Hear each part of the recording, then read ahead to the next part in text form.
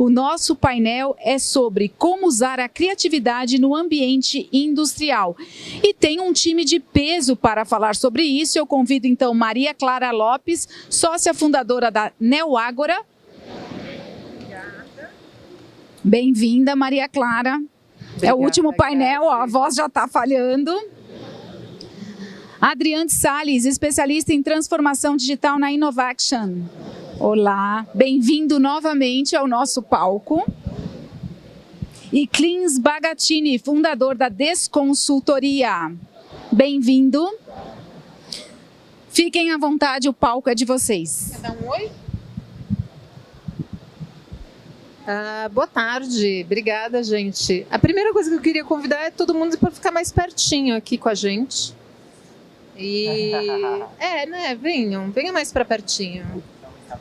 A gente vai propor uma experiência um pouco criativa, já que a gente está falando de criatividade, para trazer um pouco de uma abordagem diferente para falar dos desafios do futuro para o ambiente industrial. Então aqui em vez de a gente ouvir só 3 especialistas, a gente quer criar uma roda de... Tá falando direito ou não? Tá aqui? Ah, beleza. A gente quer, em vez de falar em especialistas, a gente quer integrar a inteligência coletiva e conversar a respeito desse assunto. Então, primeiro, o que seria criatividade, de que forma a criatividade pode estar a favor do ambiente industrial, que é um ambiente que, sim, é muito estruturado, que tem muitos desafios.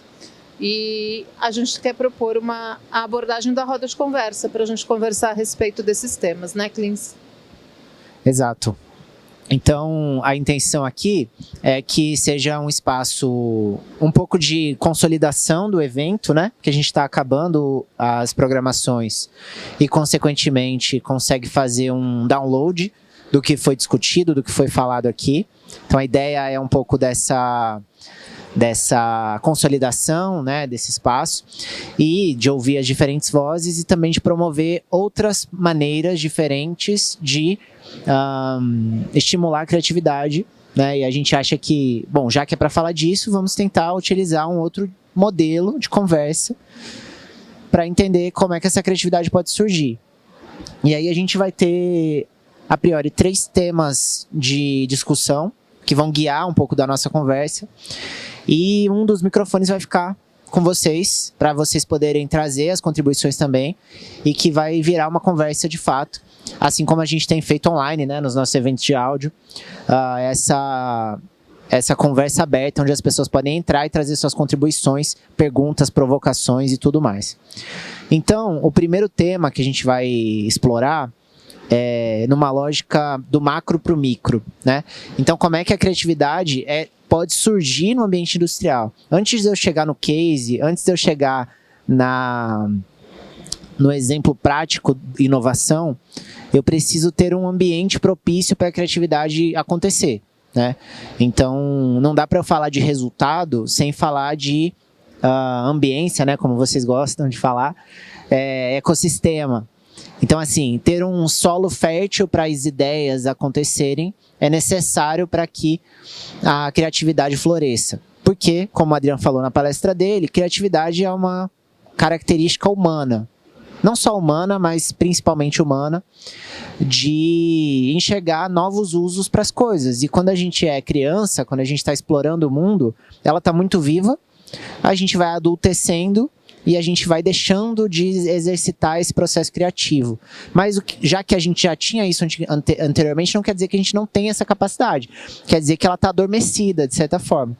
E aí, quando eu tenho uma empresa, e quando a gente fala do ambiente industrial, a gente está falando de um ambiente de alto custo, de um ambiente de alta padronização, de um ambiente de aversão ao risco, né? De um ambiente de muita verticalização, muita hierarquização. E todos esses fatores, quando eu olho para a cultura da empresa, eles vão fazer com que a criatividade seja cada vez menos valorizada ou recompensada num tipo de indústria, né? Então, assim, por quê? A criatividade, ela envolve a inovação, que envolve o erro. Se eu tenho uma indústria que vai ser aversa ao risco, que vai fugir do erro, que vai fugir porque isso é custo e naturalmente isso é, né, indicadores aí financeiros, é ROI, enfim, EBITDA, etc. Eu vou desestimular. E aí, naturalmente, o que as pessoas que estão ali vão fazer? Vão fugir desse tipo de comportamento e vão agir no que é seguro. Vão evitar a criatividade, porque a criatividade vai gerar risco. Então, quando a gente fala de criatividade no ambiente industrial, a gente está falando essencialmente de uma cultura, de uma mudança de cultura, de um ambiente menos rígido e mais flexível, consequentemente. E isso envolve processo, isso envolve estrutura, isso envolve a mudança de paradigma mesmo, né? Quando a gente fala de indústria 4.0, 5.0, etc., a gente está falando de experimentação, né? E a experimentação, para ela acontecer, e tem até uma tirinha que eu postei esses dias no LinkedIn que para mim é um exemplo claro. Então, tem um chefe dizendo para a equipe, né? Bom, eu quero que vocês inovem, tragam a ideia mais diferente que vocês puderem, porque a gente tem que estar na frente do mercado, e aí, beleza, aí corta, passou um tempo, chegam os funcionários apresentando a ideia, e aí o chefe fala assim, tá, mas qual benchmark? Com que referência a gente está comparando? Me mostra uma empresa que fez isso e deu certo. Aí acabou, né? Porque assim, no momento em que eu estimulo uma coisa, eu quero que tenha criatividade, eu quero que tenha inovação, eu quero que tenha, enfim, essas estruturas todas, e na hora do vamos ver, que é avaliação, promoção, bônus, que é o que vai fazer com que as pessoas corram atrás ali dentro da organização, eu estou estimulando outro comportamento. Então, jogar essa bola para cima, para vocês aí, para ouvir um pouco dessa perspectiva. Quando eu ouço você, para mim fica aquela lógica da coerência, sabe?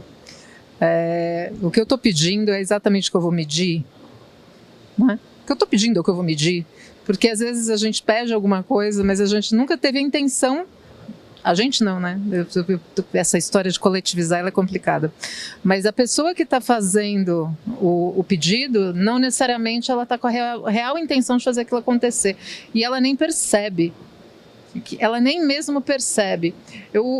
Uma coisa que trouxe para mim muita clareza de como proceder com alguns pedidos é a agenda oculta, os interesses ocultos que estão nos tomadores de decisão e estão nos influenciadores do projeto. Porque pode ser que ali mesmo explicitamente apareça o pedido para inovar, para criar, para fazer, o time fica super empolgado, mas até inconscientemente ele vai boicotando essa capacidade, sabe? Essa tirinha, ela traz muito esse lugar que tá bom, mas cadê o benchmark? Se você quer algo único, jamais teremos um benchmark. Então, nunca foi o objetivo medir e desenvolver um projeto desses, ou então o que está fazendo a pessoa pedir o benchmark, que tem tudo a ver com uma necessidade de segurança e controle, para ele poder prosseguir também assinar, porque isso tem outras questões todas que estão dentro do sistema, que estão envolvidas, né?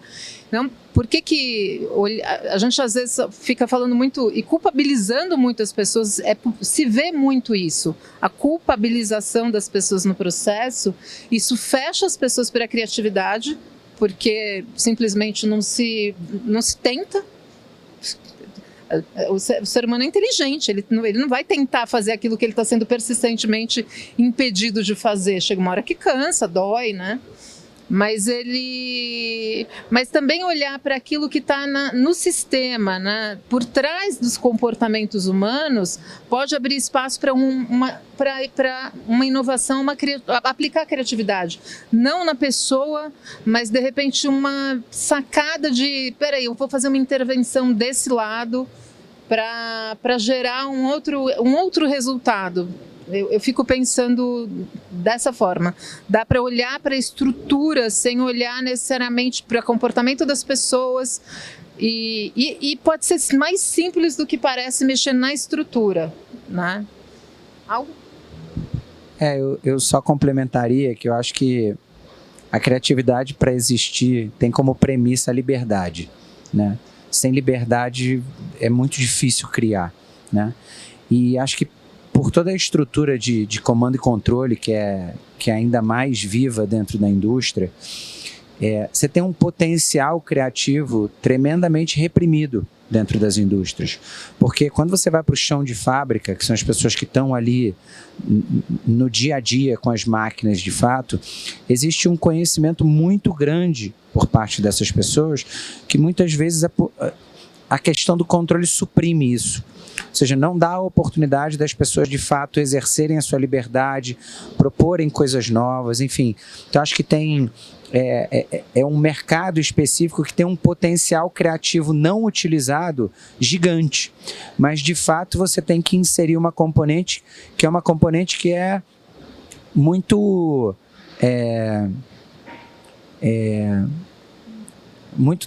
não usual para esse mercado. Ou seja, dentro de um ambiente industrial, a liberdade implica em perda de produtividade, né?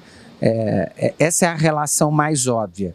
Sim, implica perda de produtividade, mas o que você está perdendo também do ponto de vista de criatividade? Quais são as oportunidades que você está deixando passar por não ter esse tipo de espaço?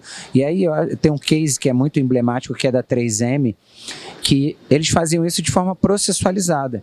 Ou seja, cada funcionário da 3M tem, por direito, acho que não sei se são 10% do tempo, 15% do seu tempo, que é dedicar 10% do seu tempo para projetos totalmente loucos. E de uma brincadeira dessa nasceu o Post-it. Então, eu acho que é uma provocação boa, de não existe muito, mas o potencial reprimido ali é muito grande. E vocês estão convidados a falar, não é só para ficar assistindo não, vocês estão no fundo também.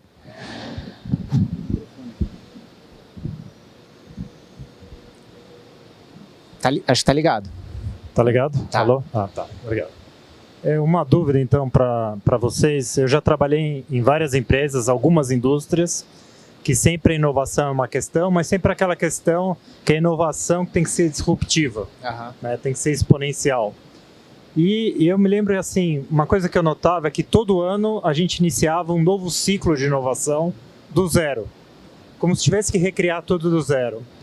Quais são os mecanismos para que haja uma transferência de conhecimento das tentativas e erros, para que não necessariamente toda inovação tenha que partir do ponto zero?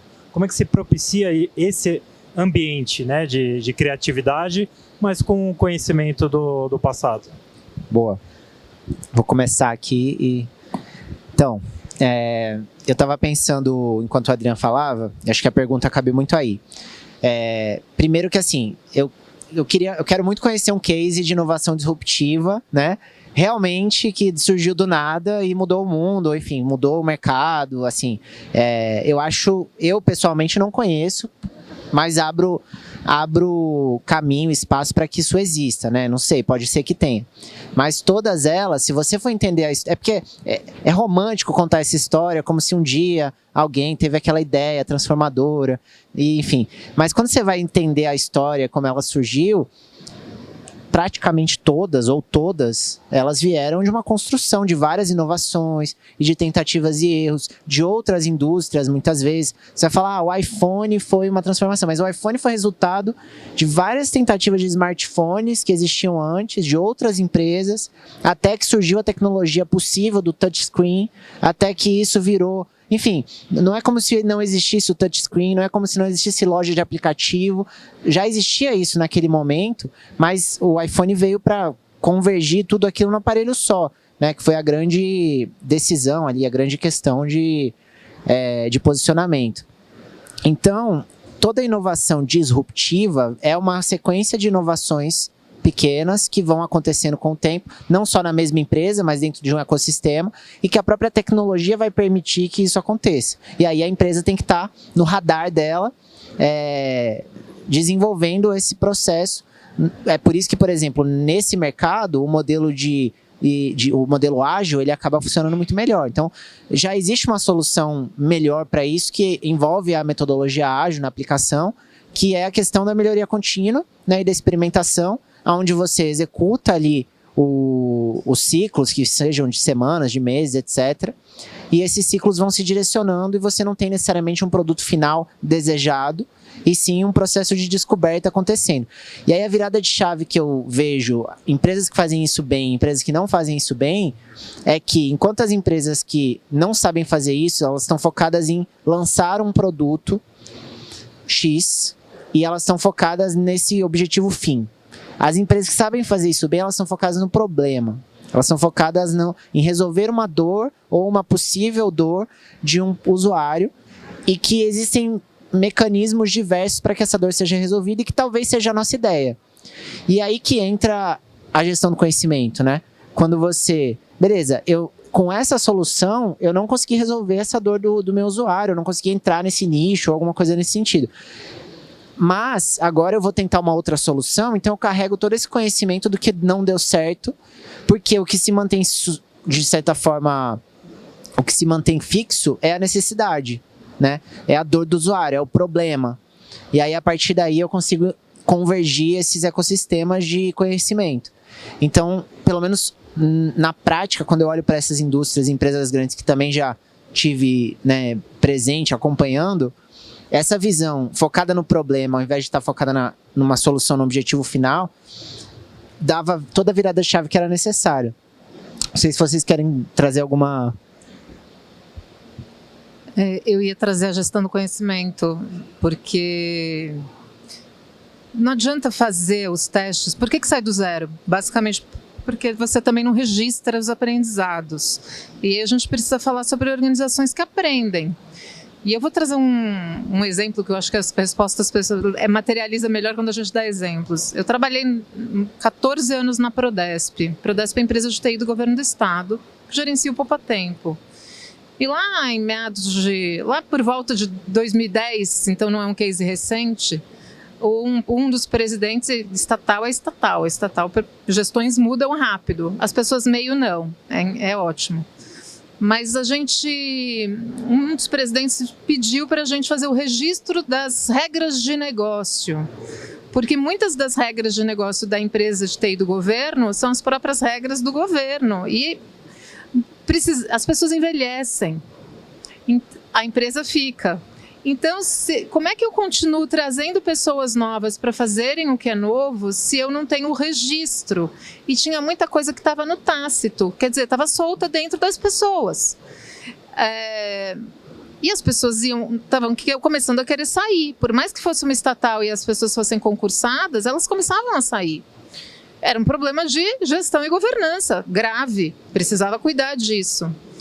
Foi iniciado um grande programa de gestão do conhecimento, criado um comitê para olhar para as dimensões do conhecimento, e tinha um núcleo executivo. Eu era uma das pessoas do núcleo executivo. E a gente desenvolveu um projeto focado em construção de um portal corporativo que, na verdade, era hoje fica mais fácil da gente entender, mas naquela época o Facebook estava nascendo. Mas era um portal que estava por trás, um modelo de wiki totalmente descentralizado, onde a gente estava tinha comunidades de prática, e as pessoas das comunidades de prática eram responsáveis em registrar as suas dinâmicas. Então, a gente criou uma plataforma internamente, a vantagem de ser uma empresa de TI ajuda nisso, onde a gente criou acordos, organismos, e foi a primeira coisa que era uma empresa que estava com ISO de sustentabilidade, mas ISO de segurança da informação, onde você tem a guarda de 80% dos dados do Estado, não é brincadeira, então você tem que ter aquilo formal. E sim, a operação de um data center é uma operação quase industrial, a gente tinha lá dentro uma usina de energia, então enorme, mas a gente, tomando todos os cuidados com compliance, a gente fez um sponsor é uma palavra importante aqui, dois sponsors que nos apoiaram para a gente fazer, a gente entendeu que dentro dos acordos da empresa já existente, as normas, as regras, a gente criou um acordo para regular o ambiente digital que a gente estava. E a gente nunca fez aprovação de nenhum conteúdo que estava sendo postado ali dentro. E a gente liberou comentários. Gente, isso é uma época de origem de rede social. Hoje todo mundo comenta tudo. Naquela época, o desafio era incentivar compartilhamento, porque era uma empresa que trazia a mentalidade do que se eu tenho controle da informação, eu tenho poder. E a gente teve que criar um processo cultural de falar, compartilhar a informação é poder, ser reconhecido pelo que você sabe é poder, transmitir para os outros é poder, porque você vai começar a ter... E aí o mecanismo da plataforma começava a pontuar ganho de reputação para quem estava participando. E isso abriu espaço, depois de 6 a 7 anos, acho que foi isso, a gente abriu espaço para um comitê de inovação. E aí foi muito interessante, porque o comitê de inovação trabalha no modelo de funil de comunidade. O modelo de funil de comunidade começa de poucos para muitos. E o líder de inovação, e que precisou de muita criatividade, a gente começou fazendo reuniões em 6 pessoas, às vezes, mas as reuniões em 6 pessoas eram documentadas e abriam campo para coisas absolutamente fora do padrão dentro de uma empresa de tecnologia. Tinha rodas de conversa falando de filosofia hermética, que não... Se você for olhar para a produção em si, por que você vai falar de filosofia hermética numa empresa de TI? Mas o que está por trás daquilo foram mentalidades, olhando que hoje a gente está aqui, aqui do lado, o pessoal está falando de ESG, está falando de pauta de equidade, e a integração de polaridades já tá na filosofia hermética.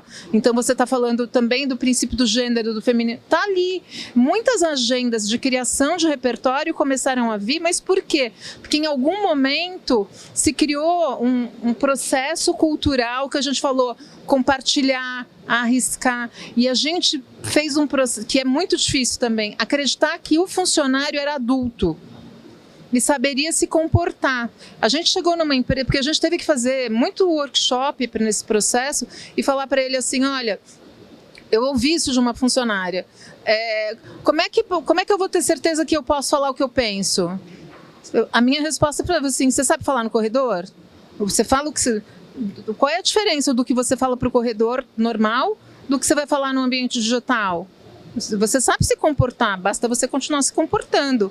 Aí, o índice de conversão, a gente trabalhou com comunicação, o índice de conversão, porque as pessoas tinham o direito de não querer comentar. Mas uma vez que elas se cadastrassem, elas tinham que assinar um termo, que essa foi a brecha que a gente colocou, delas fazerem o registro.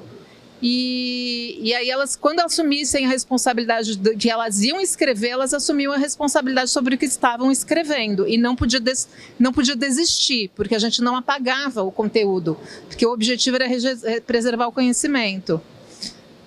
Esse case é enorme, eu posso falar um monte, eu posso falar o tempo inteiro sobre ele. Mas o que foi interessante foi que a gente nunca fez a mediação. A gente sempre entendeu que a rede validaria. E isso era uma quebra, a gente precisou de muita criatividade para criar o meio, mas foi muito um pacto de confiança com o próprio funcionário. E a gente tinha 2.000 funcionários habilitados a participar na primeira onda. Em 48 horas a gente tinha 1.000 que acreditaram nisso. E um sponsor que era exatamente o diretor da parte mais industrial do processo, que era o diretor de operações. Porque aí a gente começou a pensar em como a gente poderia fazer um saque 2.0 baseado em wiki. Porque a gente construiu a plataforma e a mentalidade que era para fazer isso. Então, quando a gente está falando de gestão do conhecimento, mas a gestão do conhecimento também leva a como criar um ambiente de inteligência coletiva acessível a todos e que todos possam puxar a informação, porque senão você está sempre fazendo de novo. E não faz o menor sentido fazer de novo, né? Você precisa aprender com quem veio antes. Acho que essa lógica da ordem, né, sistêmica, de quem veio antes tem uma baita contribuição, ela também deve ser respeitada. Não é porque eu cheguei agora e eu sou super...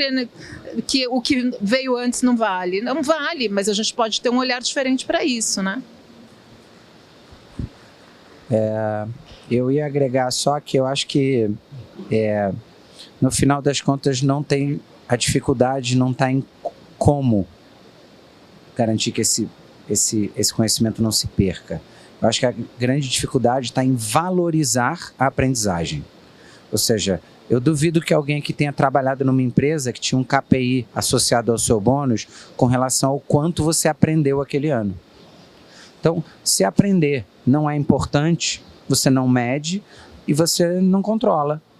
O treinamento dos colaboradores é algo muito, muito importante. Então, se é muito importante, olha quantas plataformas tem aí para gerenciar treinamento.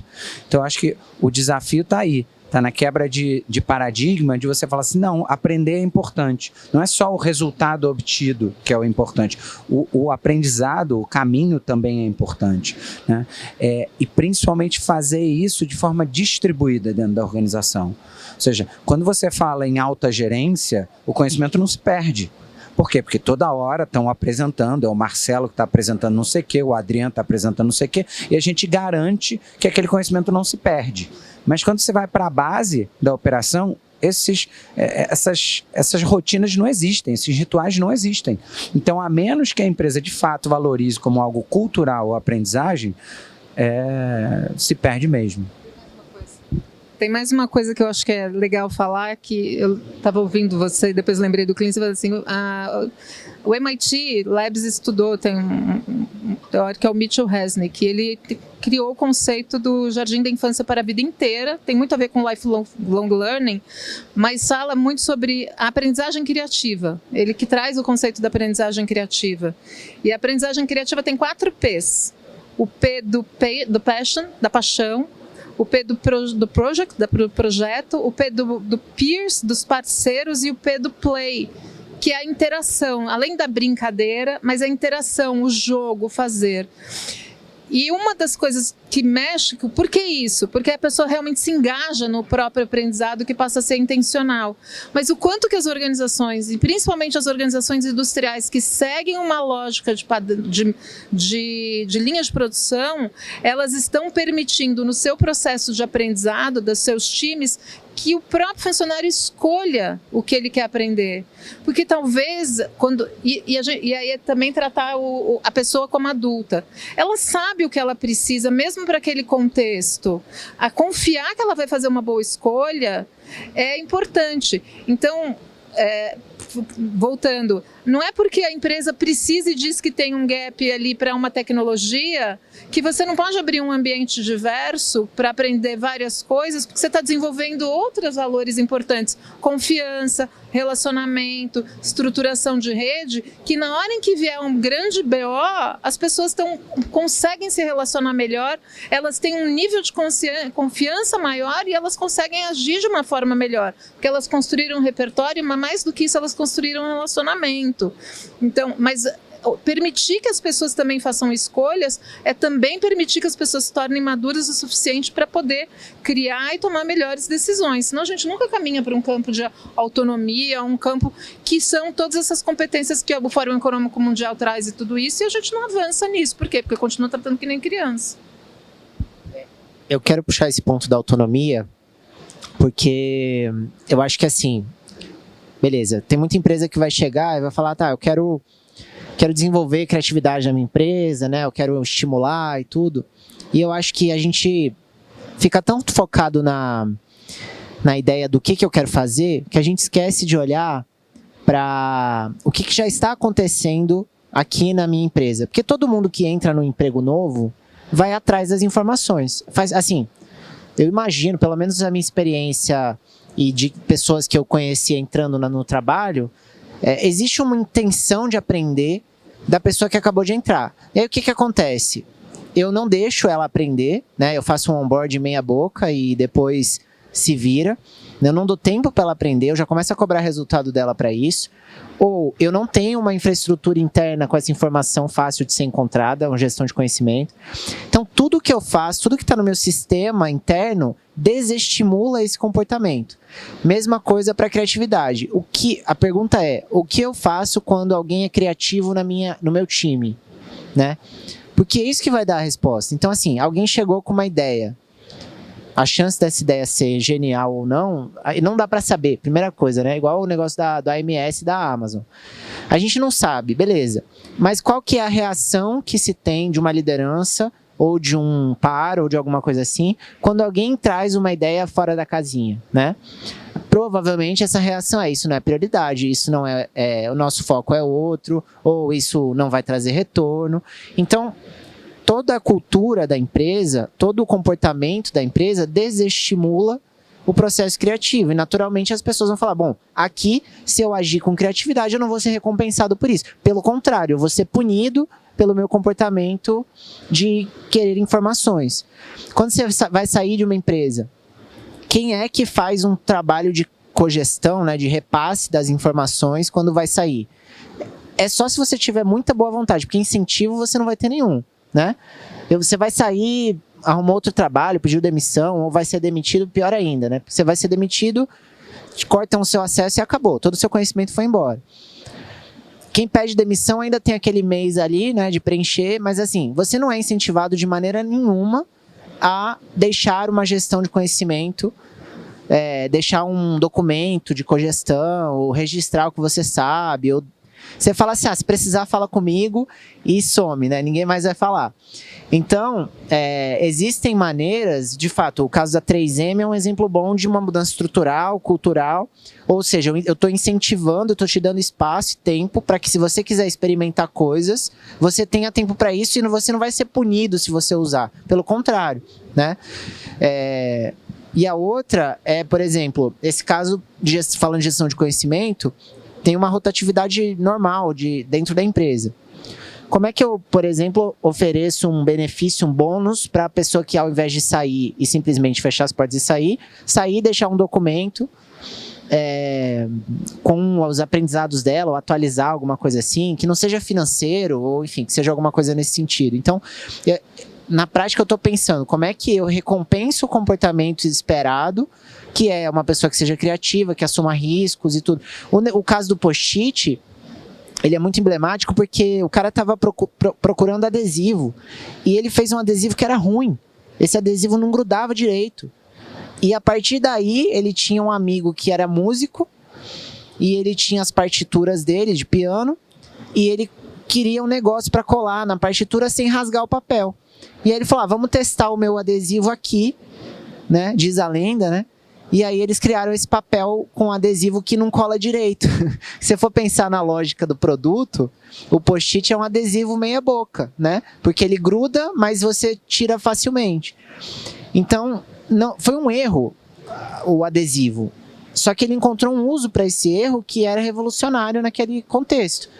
Onde aquele produto que teoricamente era falho, ele gerava valor. E isso surgiu porque esses dois cientistas internos ali, né, esses dois pesquisadores, eles tinham esse tempo para dedicar a projetos pessoais, a ideias que vieram na cabeça deles e foram. E eles não eram punidos por isso, pelo contrário, eles tinham incentivos para poder participar e usar os laboratórios, inclusive, que gera custo também, né? Então, eu acho que assim, antes de pensar em estimular a criatividade, eu pensaria como eu não atrapalho a criatividade que já existe dentro da cultura. Porque as pessoas são naturalmente buscadoras de aprendizado. Então, o ponto é que a gente atrapalha, né? A gente limita, a gente incomoda o processo criativo até a pessoa falar, eu não vou conseguir aqui dentro, eu vou fazer isso fora. Na minha vida pessoal, eu vou procurar um hobby, eu vou procurar alguma coisa, e ela vai canalizar essa energia criativa para outro lugar. Mas isso não é da pessoa. Isso é do ambiente que ela está. Eu concordo com você, inclusive concordo com o início da questão, que os ambientes não ajudam. Agora tem um outro ponto também, que às vezes a gente acha que a criatividade é algo muito grande, algo grandioso, né? E como acho que o Adrian falou, a gente perde às vezes a questão da simplicidade, né? Às vezes é uma questão simples, às vezes é uma mudança de um processo. E aí e aí você falou um pouco, né? Eu também tenho muita experiência em fábrica.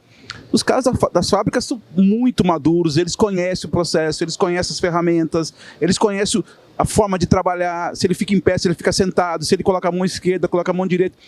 Mas como você falou agora, como a gente não incentiva esse tipo de coisa, ele fala, não, essa ideia aqui não é, porque essa ideia não é criativa. Porque criatividade virou algo um pouco, até exagerado um pouco. Eu acho que a gente acabou criando a criatividade como algo muito bacana. Se não for um LED que aparece aqui, que transforma, que aparece um robô, não é criativo. E às vezes em fábrica, né, falando que é o nosso ambiente aqui de fábrica, às vezes em fábrica não é nada disso, é só uma mudança simples de um processo. Então, acho que só para contribuir com vocês, quando você não tem essa cultura disso, eu quero falar, tá vendo? Isso aqui não é criativo. E às vezes mudou o processo, melhorou a qualidade, melhorou a ergonomia, que acontece muito em fábrica, né? Então, só para trazer esse olhar, né? Criatividade não precisa ser algo muito grandioso, né? Não precisa ser um negócio mirabolante, né? Pode ser um processo simples, não é isso? E já passo para vocês, porque me lembra, porque assim, isso tem muito no dia a dia e às vezes vai ser algo que realmente foge de alguma regra ou risco, alguma coisa assim. Na fábrica você tem muitas regras de segurança e sempre, né, você tem alguém que quer dar um jeito nisso e fugir um pouco da regra, né? Até ficam zoando dos EPIs e tudo, né? Só que aí a pergunta para mim é que a gente aborda essa situação do jeito errado, né? É do sentido de, não, isso é arriscado, isso não é seguro, então não faça. Mas para mim a lógica o que é que tem nessa ideia que eu consigo trazer para o meu processo? Porque às vezes não é tudo. Beleza, desse jeito que foi feito é arriscado, pode dar acidente e tal, ok. Mas tem alguma coisa aí, né? Então essa lógica da curiosidade, do explorar um pouco mais a ideia, porque se alguém fez aquilo é porque existe alguma dor, algum incômodo. Que é muito lento, ou é muito burocrático, ou é muito complexo e tal. A pessoa às vezes nem sabe, ela tá arriscando a própria vida, ou enfim, se machucar ou qualquer coisa assim, e ela nem tem essa noção ainda. Mas ao mesmo tempo, você consegue olhar e pensar, existe uma demanda aí. Então talvez exista um jeito de resolver isso sem que a pessoa se arrisque, né? E aí, com esse olhar, você já consegue capturar um monte de informação que se você falar, não haja dessa forma, porque isso tá... Se você olhar para erro e acerto, eu acho que essa é a questão. Até numa outra conversa que eu estava tendo com um colega nosso lá do LinkedIn, sobre inovação, o William, então ele me perguntou, né, qual que é a visão que você tem de erro e acerto? E aí eu travei na resposta, porque eu comecei a tentar responder para ele que, na prática, o que você tem é ações que geram resultado esperado e ações que não geram resultado esperado. Chamar de erro e chamar de acerto é uma questão quase que simbólica ou cultural. Quando você inverte essa lógica, você olha para uma ação que você fez e fala, ok, essa ação gerou o resultado que eu esperava. É um aprendizado. Essa ação não gerou o resultado que eu esperava. É um aprendizado. As duas são igualmente válidas. Quando a gente coloca erro e acerto, a gente coloca um peso que não cabe para esse tipo de situação. Então, eu acho que essa abordagem do olhar curioso que a criança tem, que o jardim de infância tem, né? De você jogar uma coisa de cima da mesa e, quebrou. Bom, legal, né? Descobri que essa altura quebra um copo, beleza. E a gente trata de uma maneira que inibe esse tipo de comportamento. E aí é uma questão da escola, é uma questão do trabalho, é uma questão geral. Mas que naturalmente vai estimular e desestimular esse comportamento, né?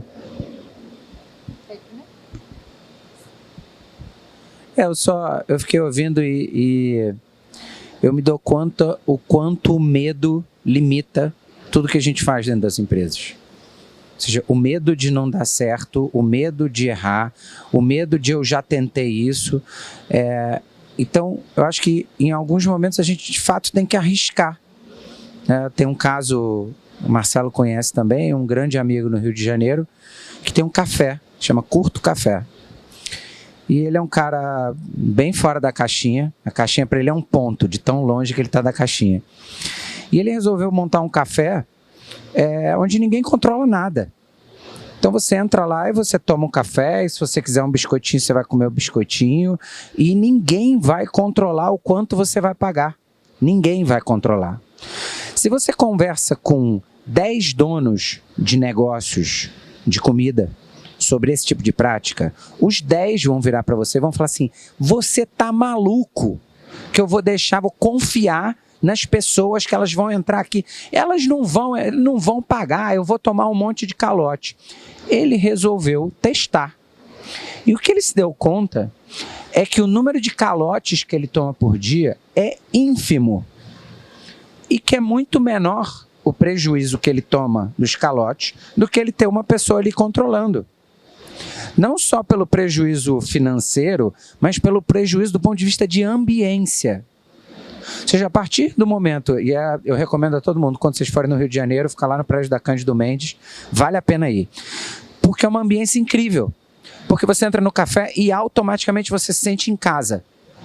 Então, se você faz um par de perguntas sobre o expresso, ele vai virar e vai falar assim, vem aqui fazer comigo. Você já fez um expresso alguma vez? Vem cá fazer.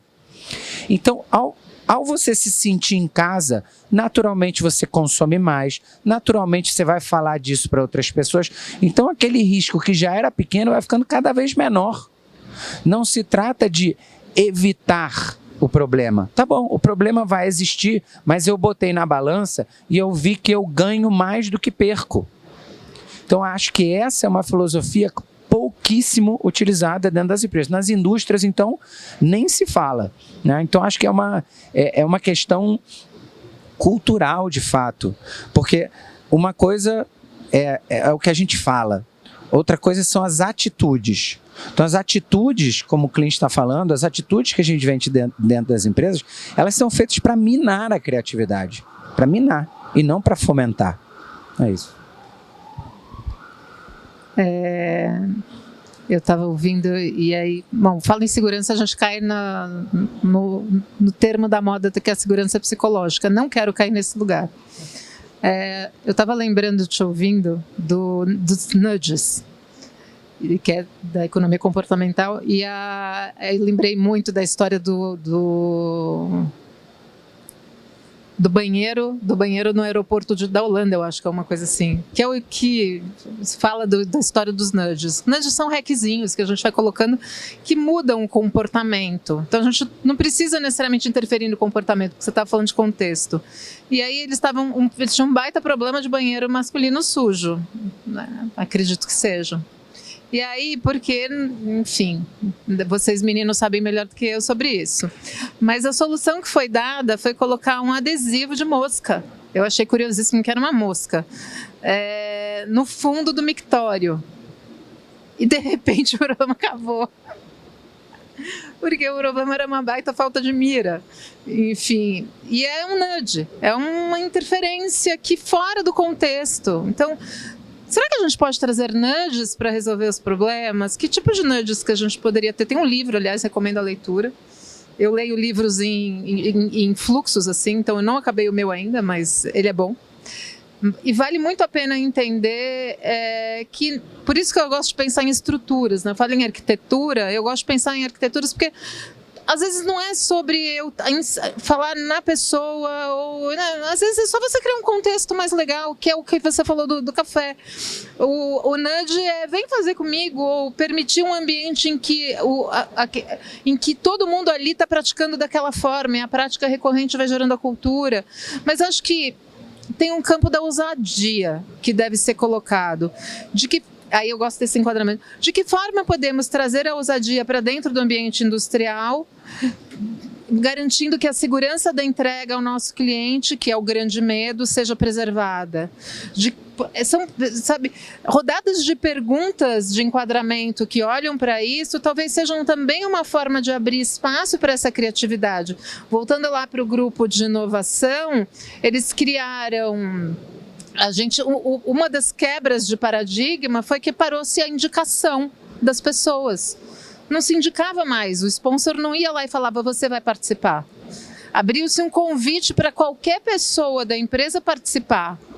E aí foi muito interessante, porque a paixão funcionou e eles criaram os grupos de interesse de inovação. Tinha IoT, tinha blockchain, tinha tudo que era do interesse de foco do negócio. E aí as pessoas apaixonadas pelo assunto começaram a entrar nos grupos e começaram a trabalhar até além do horário delas. E isso não contava banco de horas, porque elas estavam com tanto tesão de fazer o negócio. E 2 anos, a gente rodou acho que uns 4 anos. E isso até eu saí. Depois deve ter continuado, mas eu saí. A gente fez uma feira de inovação mostrando dentro do hall da empresa todos os estudos e os resultados que os grupos de estudo estavam fazendo. Cara, tinha aplicação direta de impressão 3D, tinha aplicação direta, eles estavam fazendo um aplicativo de eleição com blockchain. Se virou ou não virou, não sei, mas eles aprenderam aquilo que a gente está falando, né? Eles aprenderam, eles fizeram a guarda da informação. E aí tinha um artefato cultural que Foi. A gente tinha um programa de reconhecimento, que numa estatal era uma coisa complicada, mas a gente dava um bônus financeiro, vale de R$200, para cada pessoa que apresentasse valor e missão, porque no início daquele mandato tinha mexido em valor e missão. Quando entrou o fluxo de inovação, passou a ser a valoração e inovação. E aí tinha que trazer a justificativa da inovação para avaliação, e aí a gente começou a dar... Primeiro que a gente começou a dar visibilidade para quem estava inovando e para quem estava trazendo respostas criativas. Aquela primeira reunião de inovação que tinha 6 pessoas, a gente começou a ter transmissão em streaming, no sistema de streaming para todo mundo, porque as apresentações dos projetos, para aprendizado mesmo, na sala que a gente tinha reservado, ficava a gente para fora, e a gente, no final, o comitê de inovação e as pessoas ligadas à inovação tinham mais de 400, tinha umas 200 pessoas envolvidas em todas as diretorias. Então, por isso que eu falei, é um funil invertido que nasce de comunidade, começa com poucos e vai contaminando, mas tem uma palavra aí, além da ousadia, o convite nunca foi obrigatório. As pessoas que não queriam... Depois começou a ter pressão social, obviamente, mas no começo nunca houve a obrigatoriedade da participação, e isso gerou o empenho e o tesão das pessoas fazerem as coisas. Fez toda a diferença, toda a diferença. Na verdade, eu ouvindo um pouco o Adri aqui, fiquei pensando o seguinte, né? Gosto da palavra ambiência que você falou, né? Do ambiente que proporciona. E aí, de novo, olhando para as empresas, principalmente para as fábricas. E aí a gente fala, as pessoas não são criativas, hoje a gente tenta incentivar a criatividade. Aí, ao mesmo tempo, você vai na portaria, o cara tem que mostrar a bolsa porque está sendo, teoricamente, controlado. O cartão de ponto é controlado. Se o cara almoça, se atrasa no almoço, é controlado. Sim. Então, pegando o seu comentário fantástico, às vezes o cara não é criativo porque o ambiente não é a atividade dele, é o ambiente dele que não motiva. Claro, a gente conhece muitas fábricas, entende a questão da segurança, do ponto, mas não vamos entrar nessa questão, mas qual é o ambiente que eu sou criativo, onde você está... Aqui dentro é uma beleza, todo mundo é criativo, mas você passa na portaria, você está desconfiando que eu estou levando alguma coisa, né? Você tá desconfiando que eu estou pegando... você não pode ter... Tem empresas que o cara não pode colocar o pendrive no computador, né? De novo, pode ter os casos e casos, mas concorda, é igualzinho o seu amigo lá do café. Se você olhar quantas pessoas colocam o pendrive para roubar alguma informação, quantas pessoas de fato roubam ou levam um produto na portaria, aí você põe segurança, aí você fala, sou criativo, a gente aqui está em equipe criativa, mas eu estou te olhando na portaria. Ó, você chegou atrasado, tem um cartão de ponto marcando você chegou 5 minutos atrasado. Você concorda que ambiente que eu estou proporcionando a isso? Que maturidade, como você falou, começou sendo adulto, uma coisa interfere a outra? Fábio, acho que você traz um tema muito importante. Os seres humanos, eles são especialistas em apontar incoerência. Ninguém precisa te falar nada, mas quando você percebe incoerência, é muito nítido para você, né?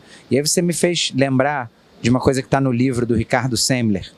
Ele tinha uma fábrica de escadas aqui em São Paulo, e num determinado momento a fábrica estava meio degradada, a pintura estava meio feia. E aí chegaram para ele e falaram, Ricardo, a gente tem que decidir. E aí, de que cor que a gente vai pintar a fábrica? E ele é um cara com umas ideias bem diferentes. Eu até recomendo o livro dele, Você Está Louco. É muito legal. E ele vira e fala assim, mas você está perguntando para mim? Velho, não sei. Faz o seguinte, desce lá no chão de fábrica, pergunta para cada um que está lá no chão de fábrica de que cor que ele quer que pinte a parede mais próxima a ele. Mas que isso, Ricardo? A fábrica vai ficar toda colorida. Foda-se, vai ficar toda colorida. Vai lá e faz. Fato da vida, a diretoria vai no chão de fábrica, pergunta para as pessoas, e aí, de que cor você quer? Eu quero verde, eu quero azul. Então, beleza. Compraram as tintas e deram para os operadores das máquinas pintarem as próprias paredes. Os operadores das máquinas pintaram as paredes e acabaram pintando também as suas máquinas.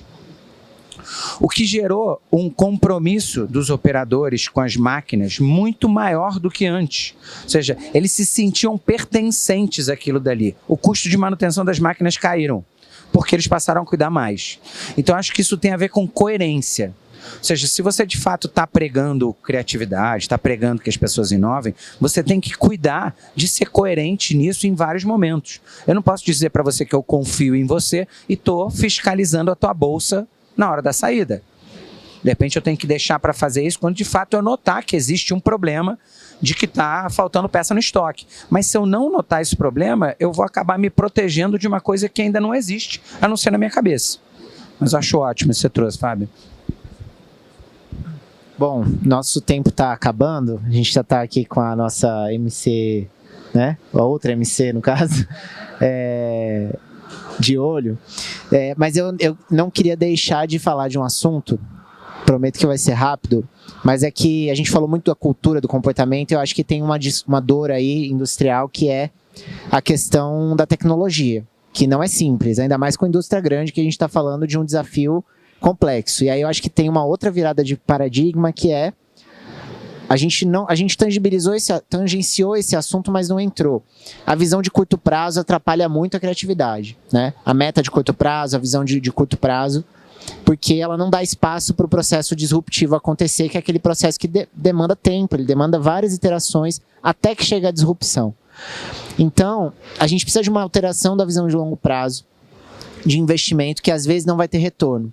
Pode ser que não tenha de fato. A gente discutiu isso sobre as startups, né? Então, existe um movimento que eu estou mais próximo agora, que é o movimento das startups de alta tecnologia, que são as Deep Techs. As Deep Techs são startups nascidas na universidade, nos laboratórios, com cientistas, com ciência real, com ciência aplicada, e completamente inovadora. Não existe, né? Patenteada e tudo. Só que elas têm um tempo de vida, quando elas conseguem ir para o mercado, de pelo menos 7 anos. Você está botando dinheiro durante 7 anos, testando aquele produto, para aí você conseguir lançar ele no mercado, ou não. Mas as que conseguem fazer esse lançamento é de 7 a 10 anos. Diferente de uma startup tradicional que você vai ali, se em 1 a 3 anos não virou, descartou, né? Então existe também uma mudança de visão que envolvem, por exemplo, assim, essas Deep Techs, elas fazem novos materiais, novas células para utilizar em produção de alimentos. Tem uma que eu lembro que está desenvolvendo gordura animal cultivada, então sem envolver o animal, ela é cultivada em laboratório. É um negócio que não existe, mas que mudaria toda uma indústria de alimentícia ou de embalagens, ou enfim, só que precisa de investimento. Então, existe essa criatividade fora do ambiente industrial na universidade. E algumas empresas estão aprendendo a fazer essa ponte, que são com as Deep Techs. Então, é um assunto que vale super a pena explorar, porque entra num outro tema, que aí sim é inovação hardcore mesmo, sair daquilo que o mercado está acostumado a fazer, que tem outros países como Israel, Estados Unidos e tal, que estão muito na nossa frente, mas o Brasil é um polo interessante aí que tem crescido bastante. Duas frases. Eu acho que, no resumo, para mim, assim, vai olhando para a intencionalidade. Tem que se olhar para a intenção. Então, 2 perguntas. Por que estou fazendo e para o que estou fazendo? Porque se também não fizer sentido, coerência, a coisa fica solta. Não faz sentido também. Precisa ter a intencionalidade. A intencionalidade, quando você volta para a intenção. Eu repito assim, cansativamente. Qual a sua intenção? Qual a sua medida de sucesso? Quando a gente olha a nossa intenção, a gente também tem que ser capaz de medir, e as duas coisas têm que fazer sentido. Se isso aqui não está fazendo sentido com a intenção, alguma coisa está errada no fluxo, ou na intenção ou na medida. Precisa olhar para o que você está desenhando algo, né? Era isso. Foram mais de 2 frases, mas tudo bem. Adriana, por favor, quer concluir? Fica à vontade. Obrigado, muito obrigado. Gente, eu que agradeço, com certeza tem assunto aí para outro painel, e criatividade também é fazer um painel interativo, né, que nem esse que vocês fizeram. E por falar em tempo, eu acho também, né, de tudo que vocês falaram, e aí, Adriana, me redimindo aqui, né, da sua palestra, é importante também as empresas, principalmente as indústrias, né, entenderem que o tempo que a gente está lá não é necessariamente o tempo que a gente está produzindo, né? Então, assim, vocês falaram de cartão de ponto e tudo mais, então, para a gente fechar aí com essa mensagem da produtividade de cada um e do tempo da criação de cada um. Gente, muito obrigada. Eu convido vocês para irem para o nosso último painel. A gente vai ter o Marcelo Taz, o jornalista, mediando, e agradeço demais a participação de vocês. Obrigada, Até mais. gente.